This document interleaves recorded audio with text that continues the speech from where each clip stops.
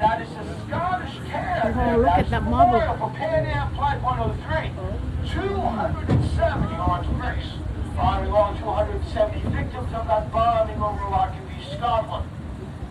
Now the building you see on the driver's side is the Tanner Amphitheater, named after James Tanner.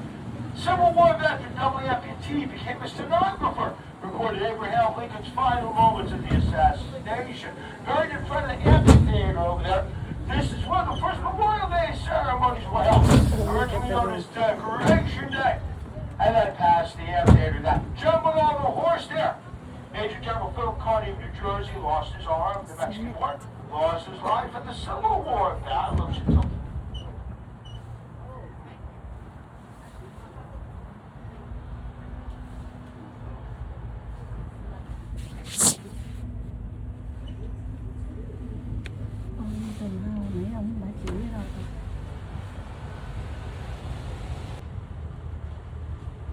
Cemetery.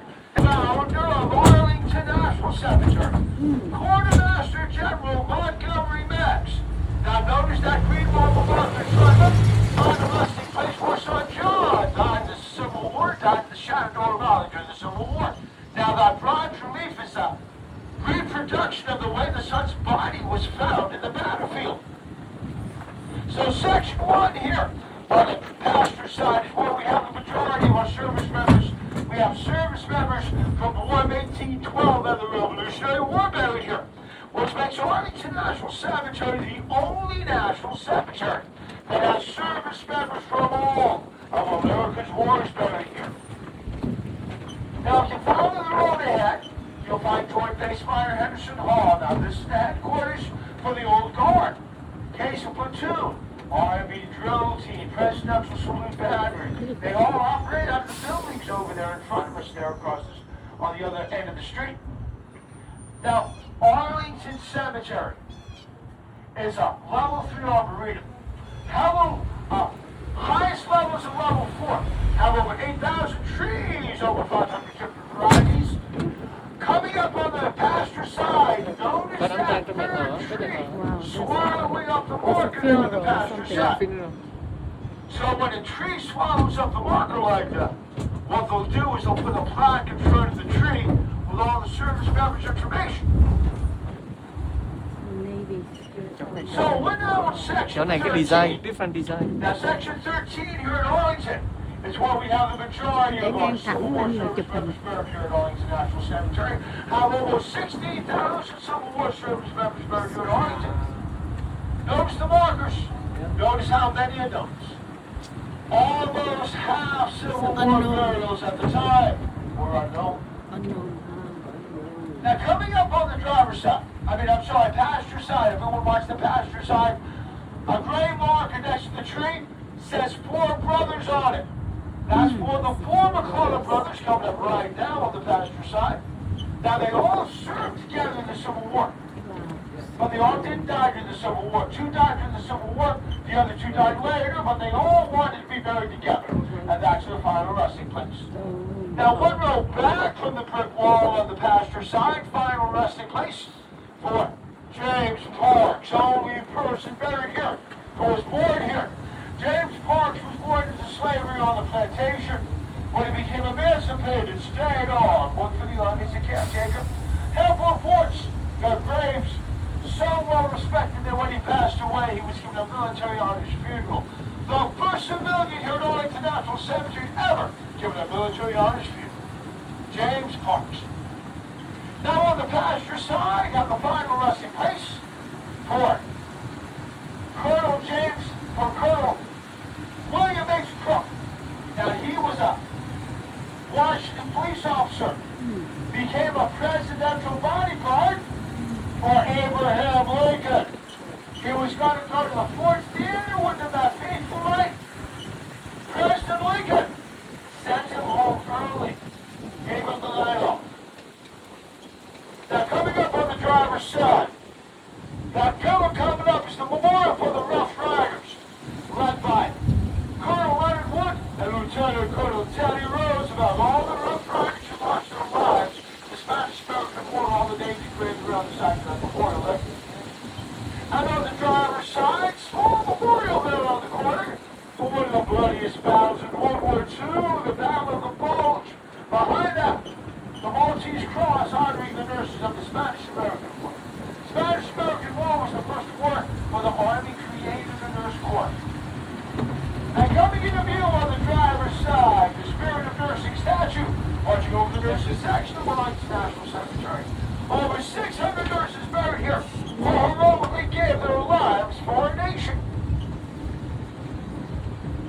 Now, you saw the changing of the guard ceremony. After about 9 months, Tomb Guards are eligible to take a series of tests to achieve one of the hardest badges to get in the United States Army, the Tomb Guard Identification Badge. As of now, only a little over 700 have been given out. 26 have actually been rescinded for disorderly conduct embarrassing the guards. And on driver's side, section 34, the first recipient of the Tomb Guard Identification Badge, Master Sergeant William Daniel. Now, when he retired from the Guard, donated his badge to the Guards, now on display in the amphitheater, in the barracks where the guards are, where the Tomb Guards are. Master Sergeant William Daniel. Now, on the passenger side, mausoleum on the top, they held on the passenger side. Final resting place for Medal of Honor recipient, Nelson A. Miles. Now, Major General Nelson A. Miles imprisoned the president of the Confederacy, Jefferson Davis, ended up in his prison, Fort Monroe, Virginia, at the end of the Civil War. Also, Section 3 on the passenger side, final resting place for Colonel Thomas E. Rose. Colonel Thomas Rose masterminded the greatest prison escape in Civil War history. 109 Union officers tunneled the way out of a living prison in Richmond, Virginia. 59 make it to Union lines. 2 drowned during the attempt. 48 get recaptured by the Confederates, including Colonel Thomas Rose. But that doesn't stop him. He tries to escape again. Confederates get so tired of him. Less than 2 months later, they get rid of him in a prisoner exchange. Colonel Thomas Rose. So Arlington Cemetery came out of necessity. Wasn't until almost 3 years after the Union took control of the property that they started military burials here. Civil War casualties were filling up at such a pace. Other cemeteries were filling up. Soldiers Home, Alexandria Cemetery. And it was only then that the founder of the cemetery, Quartermaster General Von Beck, recommended 200 acres here be used for military burials. First military burial, May 13, 1864. Private William Crispin did not die in battle. Died of measles. During that time, more service members were dying of disease in actual combat. Now, since then, 200 acres has now grown to 630 acres. Now, on the pasture side, now through the spires there, you see those spires reaching toward the sky. That's the Air Force. Construction, yeah. Have construction yesterday. Yeah, Sunday. And on the pasture side, through section 60. At the back of section 60, we have 9 columnariums for the cremated Construction. Almost half the burials here at Arlington now are cremations. So within the columbariums are niches where a service member can have up to 4 urns, one for the service member, the rest for the cross entertainment. The whole idea is to keep Arlington operational and available for as many of our service members as possible. Now, section 12 on the passenger side have the final resting place for Sergeant.